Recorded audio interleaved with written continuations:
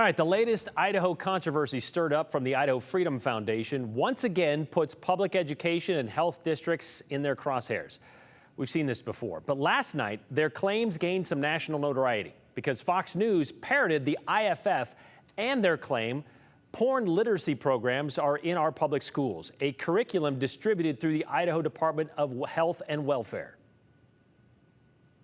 And the training materials for this comes from a left-wing group with an innocuous name called Education, Training, and Research, or ETR.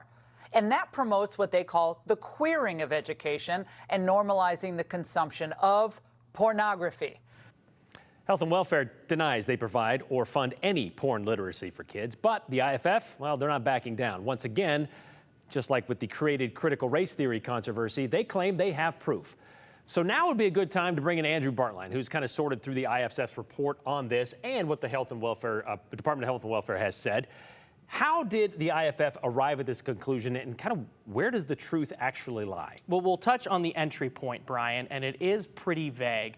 Now, to get to anything that relates the Idaho Department of Health and Welfare to porn literacy curriculum.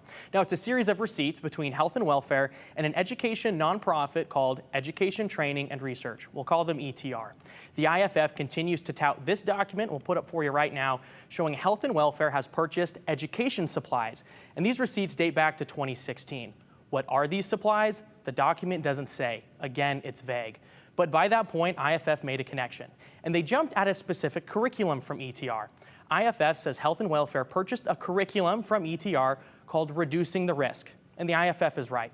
Health and Welfare does offer Reduce the Risk to school districts, a program districts can use to choose or use with parental consent. Families can opt in or opt out for their children to go through that and choose not to go through.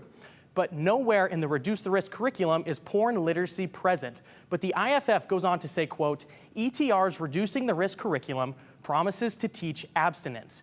Instead, ETR delivers a variety of approaches, including LGBTQ inclusive curriculum that queers education with an emphasis on gender identity, sexual orientation, and behavior. None of that content is present in Reduce the Risk either. Here's the table of contents. Reduce the Risk is about reducing the risk of pregnancy, sexually transmitted disease, finding yourself in bad situations. Abstinence in this curriculum is touted as the strongest defense to all risk. There's even parts of the curriculum that say, just because you're in love, that doesn't mean you're ready to have sex. Reduce the Risk is narrowly tailored and does not touch IFF's claims about porn literacy. But that didn't stop IFF from releasing promotional videos online to push their report. The original report that makes claims of porn literacy in Idaho. Here's part of that video.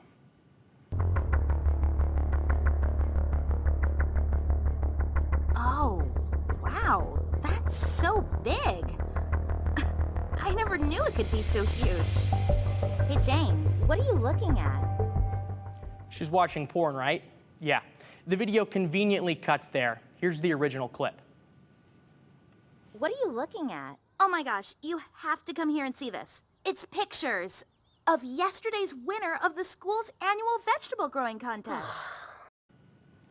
Oh, that's the part they cut out. Yeah. They cut out a part about vegetable growing contest to make it seem like they were talking about pornography. Okay. And that's kind of the joke, and it'll make sense in a moment here. So there's a little bit more. It'll all come full circle. This video you just saw is called Porn, Fact or Fiction. It is not part of Reduce the Risk. It's not even ETR content. ETR didn't even make the video. IFF criticizes the video for having cartoon nudity, and they're correct. The video does have cartoon nudity. The video has large, overblown cartoon nudity. And it does this to show that the idea of porn and explaining that porn is fake. The video says porn is a fantasy. It is not love. It can be violent. It can be disturbing. It's not real life. And the weird conversation Brian and I just touched on about the school vegetable contest, that's to explain that you may come across porn on accident because it is the internet after all. I wonder how long the longest cucumber in the world is. Hey, that's not a cucumber. Okay, guys, so if you do come across something on the internet that makes you feel uncomfortable or confused, talk to an adult you trust. So why is this video relevant? Because ETR has a program called 3 in 30. This is entirely separate from Reduce the Risk. 3 and 30 is a free porn literacy and sex ed program that's available online. And in this program, ETR offers the porn, fact, or fiction video we just talked to you about as an additional resource for, quote, youths and their families who want to learn more. So we started with receipts from Health and Welfare buying what is believed to be sex ed curriculum. And that curriculum touts abstinence and other protections against risk. We ended at a video that says porn is fake, and the video is not even in our schools or made by either party involved. And that reduced the risk curriculum, Brian. Yeah. It is for students ages 14 to 18. So for a student to go down this rabbit hole and arrive at this video that people will say is inappropriate, they would have had to have been so inspired by the curriculum they learned in class that they looked up the nonprofit that made that curriculum, went on their website, found footnotes of additional resources to get to that video. And this is a theme we've seen before with IFF. We mentioned critical race theory, and we talked about this a little bit yesterday. It's like saying because you and Jay Tust went to the same college, somehow you brush your teeth the same way. I hope so. the Jay's leap got good teeth. And the thread that they're trying to make here, and it doesn't make any sense, but pointing out, okay, here are the holes, and also that isn't even a factor in our schools, which they claim it is.